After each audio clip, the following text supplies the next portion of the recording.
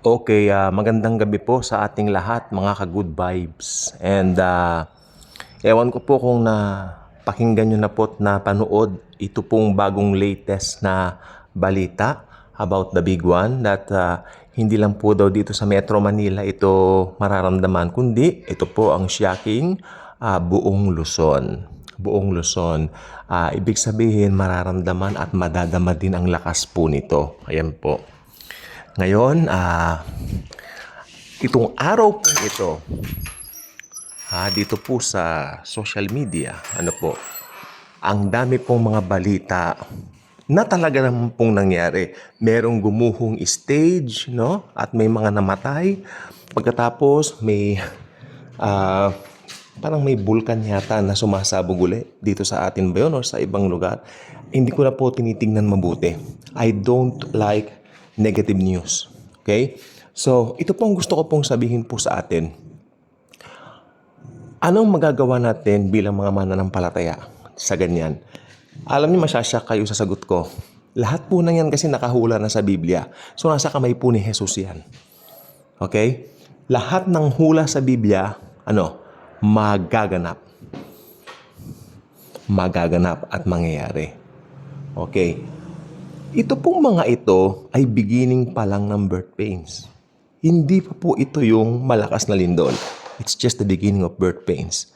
That's why, if you are a Christian and you do not know your Bible, maliligaw ka, malilito ka. You might think, tulad nung narinig ko kanya na may nangangaral na naman tribulation na raw, magtatatak na raw ang halimaw. Sino nga ang halimaw? Sinong halimaw? Diba? Okay. Gusto ko pong sabihin po sa inyo, ito pong the big one na ito, 2004 pa po siya pinag-uusapan. Pero I think it's not get escalated just now. It's not got escalated more than now. Especially sa dami ng mga nagaganap sa paligid po natin. Natatandaan po ninyo, may lindol yata noong 2023, February. Saan banda yun? Saan rin na Middle East? Parang nakalimutan ko na kung saan po yun. No? Pagkatapos, 2024, ang dami din. 2025. So, parang nagiging common na lang po sa mga social medias natin yan whenever we open our social medias. And ito po kasing mga ganito pong pangyayari ay magaganap po talaga. Okay, yan po ang sagot ko. Do we have to pray for it? I think we have to pray na maraming tumanggap sa Panginoong Hesukristo. That's our job as Christians. Actually sa akin, hindi po siya job. It's a delight to share Jesus. I-share mo si Jesus sa katotohanan na kung sino siya. Huwag mo siyang i-share under the law. Mamamali ka. Mamamali din yung makikinig sa'yo. Impyerno rin ang dulo. Diba? I-share mo si Jesus sa grace niya. Jesus alone saves. Alam po ba ninyo, kung hindi dumating si Hesukristo sa mundong ibabaw, lahat tayo papuntang impyerno. Walang maliligtas. Sapagkat lahat ng tao, sabi nga po ng aklat ng Roma, lahat nagkasalat, walang matuwid, wala kahit isa. That's the Bible truth. Okay? So si Jesus lang ang tanging hope ng buong sandaigdigan. We really need to share His grace, His goodness. Tulad nito, someone asked me na meron po kaming kakilala dito na merong karamdaman na malubha. May edad na po siya. At siya po ay hindi mananampalataya. You can easily say na hindi siya mananampalataya kasi naniniwala pa rin siya sa mga, alam niyo na, sa mga kinagisnang religion. Marami siyang mga yes at nagdadasal siya kay Mary rather than Jesus, mga ganon-ganon. At sumasangguni sa pungsoy, sumasangguni sa mga kahit na anong tradisyon, may albularyo pa siyang pinupuntahan para gumaling. Okay? At sabi nung pinsan niya, ipag-pray daw siya na gumaling. Hindi po ako kumikibo. Dahil, alam po ba ninyo yung kagalingan, kung kanino available ang kagalingan? Available ang kagalingan sa mga anak ng Diyos lamang. Sa mga believers. You can call me a little harsh for this, but I don't care. It doesn't matter anymore. Hindi po ako nagko-compromise sa pananampalataya ko. Kung ano yung truth, yun po ang sasabihin ko. Again, kailangan niyang maborn again. Ayan po ang sinabi ko doon sa pinsan niya. Pero wala na akong sinabi na further. Kailangan niya pong tanggapin si Jesucristo. Ang tawag po doon, born again. Ang sabi ko kahapon sa kanya, siya po ay kailangan ma-born again at siya po ay kailangan na mapatawad sa lahat ng kasalanan niya. Okay? Sapagkat ang kagalingan ay available lang sa mga believers. And so sad at sabi naman nung kanyang pinsan na Kristiyano rin. Sabi niya, madalas namin sabihin nga sa kanya pero matigas ang puso niya. So hindi na po natin problema yan, sister kako. Hindi po ba? Tama po ba ako? So, akala nung sister natin na yan, kung maborn again siya, yung pinsan niyang unbeliever, gagaling. Sabi ko, sis, kailangan niyang maborn again. Tanggapin niya si Jesus Christ. Maano sila sa old religion? Pag-pray mo ako. Diba? Yan po ang sinasabi ko po sa inyo. Ngayon, ito po ang sinasabi ko. God is in control, yes, pero may mga nakahula na po sa Biblia na part po ng pagiging control ni Lord. Yan po natin. Let go. Let God. Alam niyo po ba yan? Let go, let God. Merong libro si Joseph Prince, The Power of Letting Go. I love that book. Let go mo na. Hindi mo alam. Diba? Pero alam ni Jesus Christ. Siya ay Diyos. Siya ang darating na Diyos, si Jesus. Okay. Ito pong nangyari po sa Myanmar at sa Bangkok ba yun, Thailand? Ito po talaga ang masasabi ko na lindol na talagang, kumbaga, nagpagising doon sa mga kaamalayan ng mga tao na mag-prepare about the big one. Pero may gusto po akong sabihin sa inyo, we are preparing for the big one also. Pero mas prepared dapat tayo sa pagdating ng tunay na the big one. That's Jesus. The one who died for our sins. The God of gods, the God of the Milky Way, the God of the universe, the creator of the universe, the creator of the Milky Way. That's Jesus. Itong mundo pong ito, pasama ng pasama, painit ng painit. Napansin niyo po ba sobrang init ng panahon? And yet Pag-asa reported na hindi naman daw po ganun kainit ngayon compared sa 2024. And I agree with that. Sobrang init po ng 2024. Hindi po ako nakakatulog noon. Ba't hindi ko buksan ang aircon ko? Meron po kami mga aircon pero hindi po ko, kasi mahina po baga natin, mga kaibigan. So hindi ako pwede sa aircon. Matagal akong gumaling pag inubo.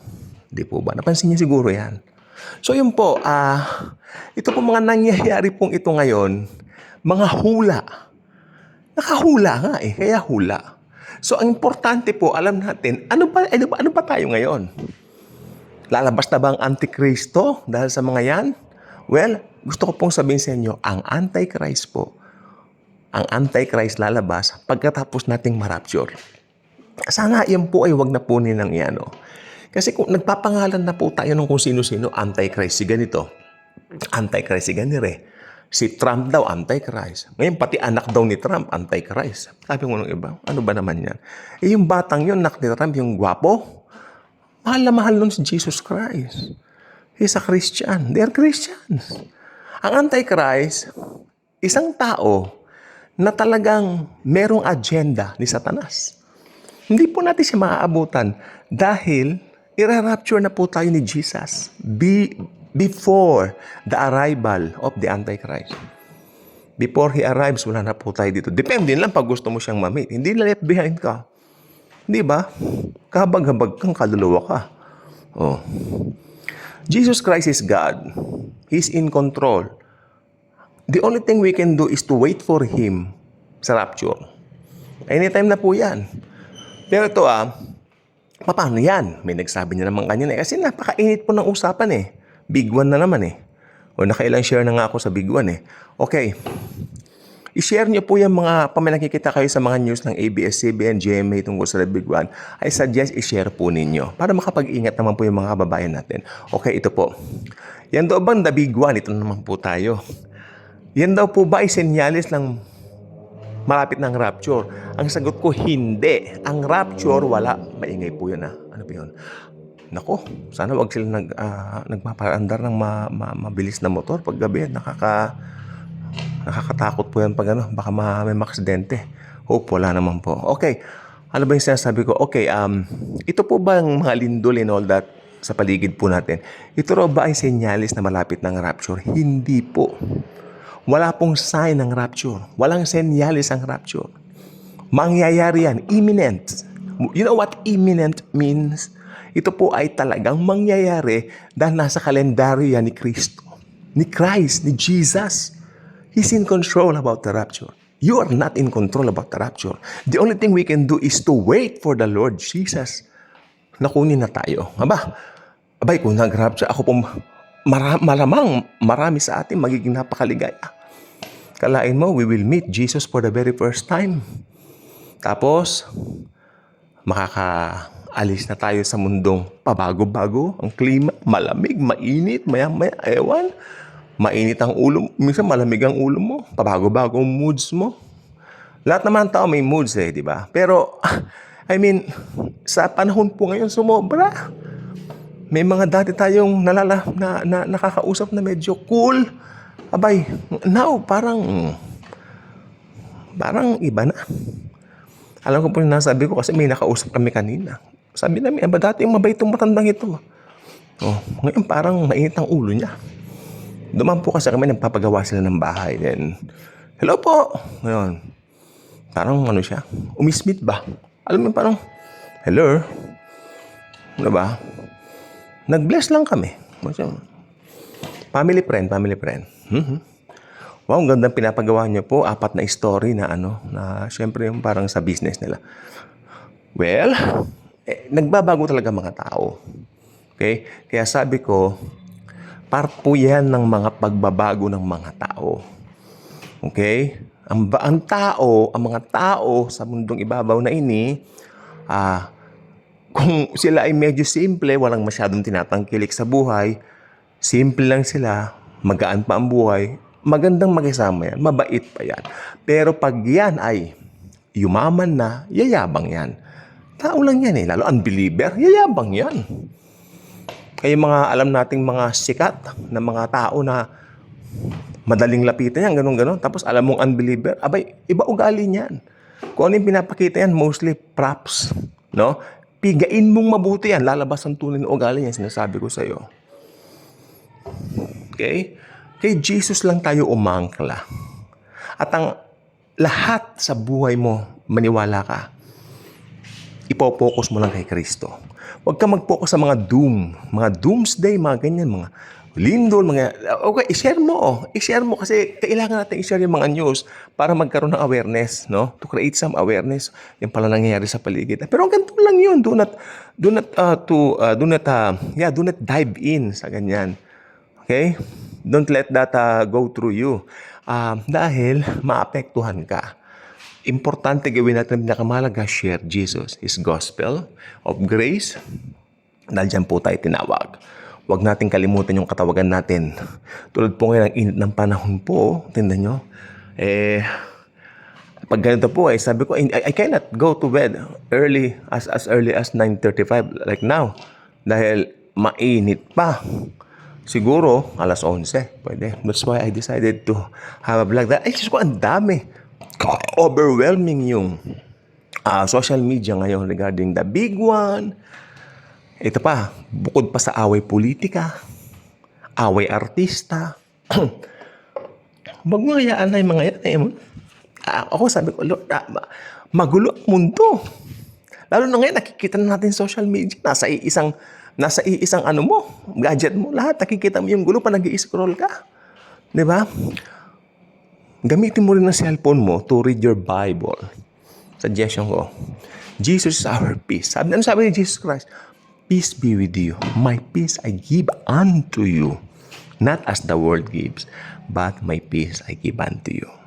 Good night and God bless.